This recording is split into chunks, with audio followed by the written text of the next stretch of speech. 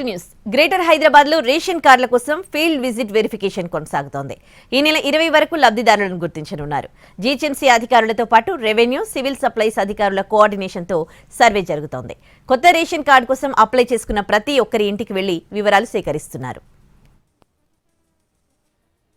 హైదరాబాద్ లో రేషన్ కార్డుల జారీ ప్రక్రియకు మరో ముందడుగు పడింది. సమగ్ర కుటుంబ సర్వేల్లో రేషన్ కార్డుల కోసం దరఖాస్తు చేసుకున్న వారి ఇళ్ల వద్దకు వెళ్లి లబ్ధిదారులను గుర్తిస్తున్నారు అధికారులు.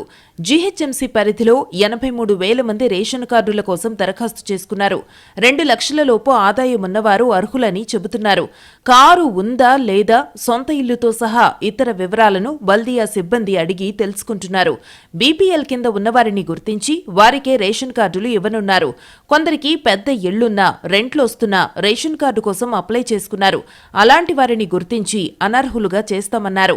ఈ నెల 20 లోపు ఫీల్డ్ వెరిఫికేషన్ పూర్తి చేసి జీహెచ్ఎంసీ కమిషనర్ కు రిపోర్టు అందజేస్తామన్నారు.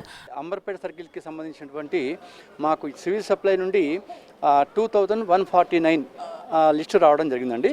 మేము దాన్నే ఆధారంగా చేసుకుని దాన్ని మేము వెరిఫికేషన్ చేస్తున్నాం.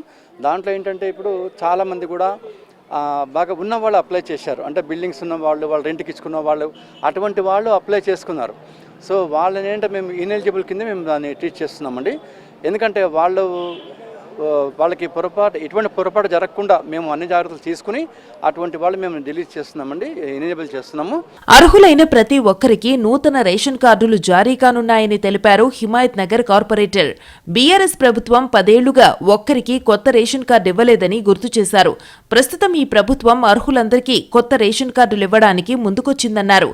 ప్రజాపాలనలో ఎవరైతే అర్హులైన వాళ్ళందరికీ కూడా రేషన్ కార్డులు మంజూరు చేయడానికి ఏవైతే అప్లికేషన్ ఫామ్స్ తీసుకున్నారో వాటిని వెరిఫికేషన్ ప్రక్రియ స్టార్ట్ అయింది. ఇంతకు ముందర నెల క్రితం ఇందిరమ్మ ఇళ్ల కార్యక్రమం స్టార్ట్ అయింది. ప్రతి ఇంటికి వెళ్లి అర్హులైన వాళ్ళందరినీ కూడా గుర్తించడం జరుగుతుంది.